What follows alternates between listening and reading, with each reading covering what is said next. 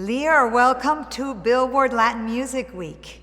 Thank you. I'm excited to be here, Layla. And we're very excited to have you because we've seen Latin music just explode on YouTube. And I've always said that YouTube has been kind of the big vehicle to take this music to the world. When we talk about Latin music going global, I think YouTube has had such an integral role. So why do you think this has happened? Why is this consumed so much on your platform? This is not a new phenomenon. This explosion of Latin music, in my opinion, is all about, number one, that the music is for real stunning. It's incredible music, and it's a long time in coming. The culture of Latin music and the rich heritage of Latin music should have traveled a long time ago. It probably did, but under the radar. And I think what happened was that many artists turned to this platform that had global reach. Whether they were in Medellin or whether they're in someplace in Puerto Rico, whether they're in Brazil, anywhere throughout Latin America, Spain included, what they said to themselves was, wow, we don't have to be constrained by local radio or local TV show. This is a global platform, and we have the ability to ring the bell on a global scale. And of course, they started first in ringing the bell throughout Latin America and Spain and all the Spanish-speaking countries. So what I consider the Latin explosion that happened a long time ago that is now simply being recognized was that they understood this global platform, took advantage of it, and became PhDs in the platform. Let me just tell you, Layla, I travel all over the world. So I'm in Japan last year, before COVID, and India. And the biggest question that everybody asks me is, what the hell is going on in Latin America? How could we replicate what's happening in Latin America with all your J Balvins and Malumas, and how do we replicate that? I want to ask you a little bit of how you become a PhD in this, because yes, it is complicated. But before I do that, can you just give us a snapshot of what place Latin music occupies in YouTube? I know that at the end of 2019, 6 of the top 10 most viewed music videos were Latin music videos.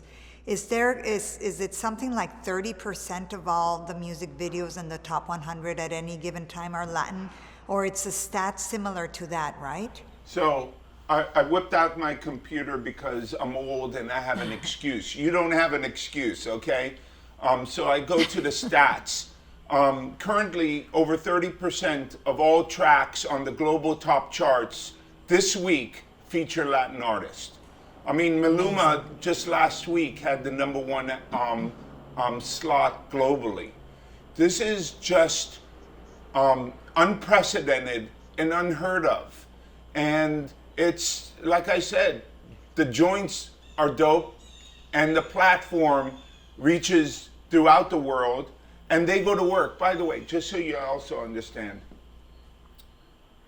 if you took a look at any of these incredible artists like Karol G or Ozuna or Daddy Yankee, what you'll recognize is that their passports are that thick, okay? Layla, they get on planes and travel the world. Yes. Other artists don't understand there's nothing like the real thing. This platform allows you to digitally engage with your fans. But flying on a plane and going and hobnobbing and learning and engaging personally performing personally is what I think is the signature. Aside from being PhDs, having great songs, they get on planes and travel the world. They're interested about the world. And that's what separates them. Latin artists make up 30% of all entries in YouTube's Fame Billion Video Club. It's nutty. 65 videos have featuring Latin artists have achieved billion view status. I mean, this thing goes, it's just goes on and on and on. And look at these artists, the incredible artists like Karol G and Maluma. It's just unreal what happens. What I love about the Latin artists that are different than many other areas is that they share. They want to bring additional Latin artists through. They share the information. They inspire their colleagues, and I love that. Do you find that Latin artists are more engaged in the live streams and that their fans are more engaged? So Walter and Mauricio, who are constantly engaged with the managers and the artists and the labels, said Latin artists love performing. They need to engage with their artists. And we rushed into creating and developing this product that allowed them to perform digitally to their consumers and to their fans. Because of the Latin artists, our live streams are over 250% growth. It's incredible. It's incredible to see the creativity in a lot of these concerts, how they engage with and perform for their fans digitally. And they've led the way.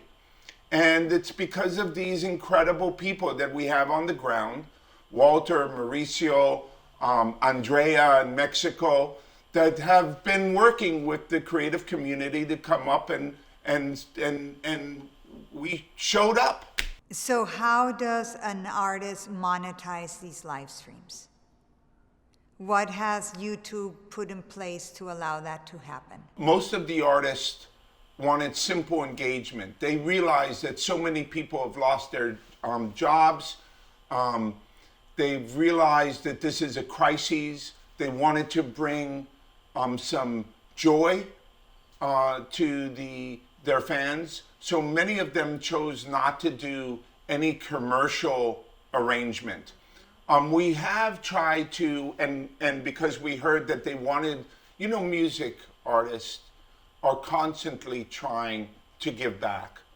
They're the first ones out their fans are so critical to them, so they wanted to create some charity donations. So now we have a donation button.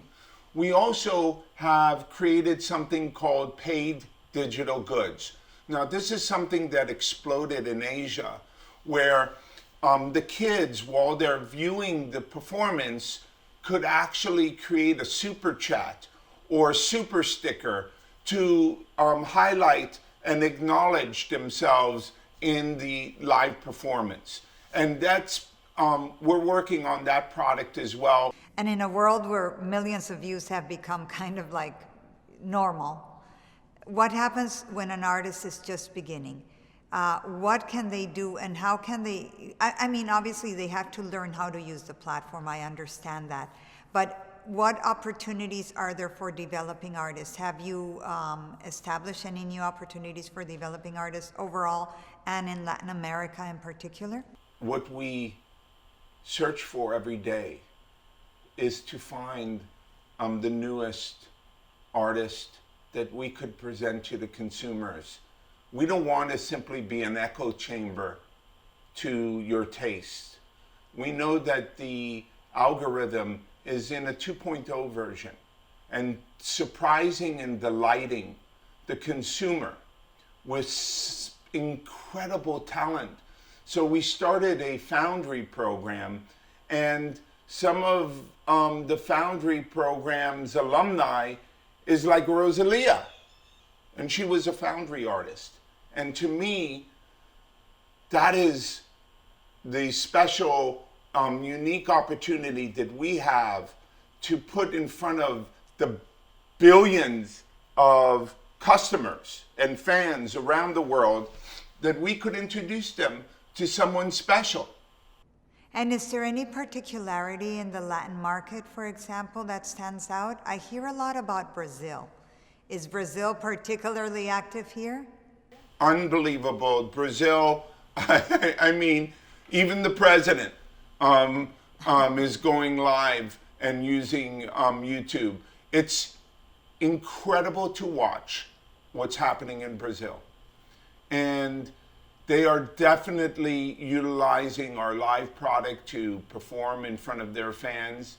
And the whole country is going crazy and being entertained. Listen, one of the most important things that YouTube can do is to inform and entertain. Mm-hmm. There's a lot of misinformation about COVID. And Susan, the CEO of YouTube, said we need to surface the correct information for our consumers. And she went to work to surface the most relevant and important information, but most importantly, our campaign to stay at home was a huge, huge and important success. Now, when you inform people about this terrible pandemic, and you tell them and inform them to stay home, what do you have to do? You have to entertain them. And that's what the Latin artists went to do. Lyor, you were telling me before that when you went to Asia, to Japan, to all these other countries when you could still travel, people were asking you, how can we replicate what Latin artists have done? So what do you tell them? I said to them, first and foremost, they're committed to their craft, finding the best and writing the best songs, creating the best music, traveling the world, leaning into the opportunities that they have. It's an inspiration for all artists around the world. You see, YouTube, the platform, is bringing the world closer musically, culturally. And so it's been great. We're not even pointing to the Latin artists. The world is recognizing the impact that they're having. So it's not something specifically that they're doing. It's just that people want that music. They like that music. That music is connecting in really remote areas. Yes? Correct. And Lyor, do you have a 5-year plan for Latin? The 5-year plan is to continue investing in the region, continue to listen to our partners, build awesome products for them. Build awesome products so they could engage easier, more effectively, more efficiently with their fans. Like I said, our premier product is a perfect example of how you could call to action and tell all your fans that at midnight the video is going to be shown, and they could all come together at 11:45 and wait together, talk together. The artist could engage, and then boom, the video happens. Everybody's chatting. Listen, we are in a VOD world, right? And so creating special moments that are shared community experiences are important. And we want to be helpful in building awesome products that make that happen. We've spoken a lot about how Brazil is hyper engaged. This is a big market. Do you see any other emerging market in Latin America right now that's surprising you, that you're like, wow, these guys, the next music explosion is going to come from here? No, I haven't seen a specific. What I do believe is that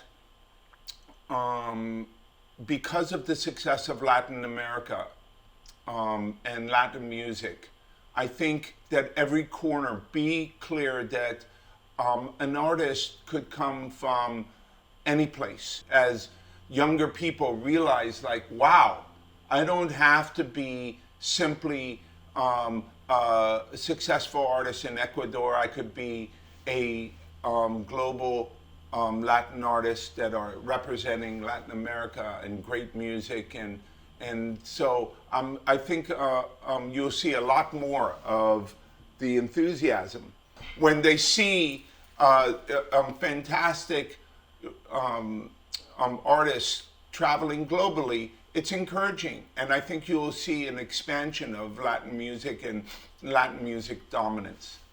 And Lyor, finally, what's the next big thing for Latin music and YouTube? Do you have any launch of a new product, of a new service, of a new something that we should be keeping our eyes open for right now? Layla, the answer is yes, but I can't say it right now. Be on the lookout for some super special products that we're going to be launching. And all I gotta say is that I'm grateful for you. I'm grateful for the Latin music community, and most importantly, the artists and the songwriters that are making this incredible music and allowing us to be a part of that journey. The world is in an incredibly polarized place. And we have more to share in common than what separates us. And that is music too. Music is the art form that brings people together. And that's what makes me wake up in the morning encouraged about my job, is that our art form, the one that you and I get to work in, is nonpartisan. It's about bringing people together and making the world a better place. Thank you, Lyor. Thanks for your time. Take good care. Bye.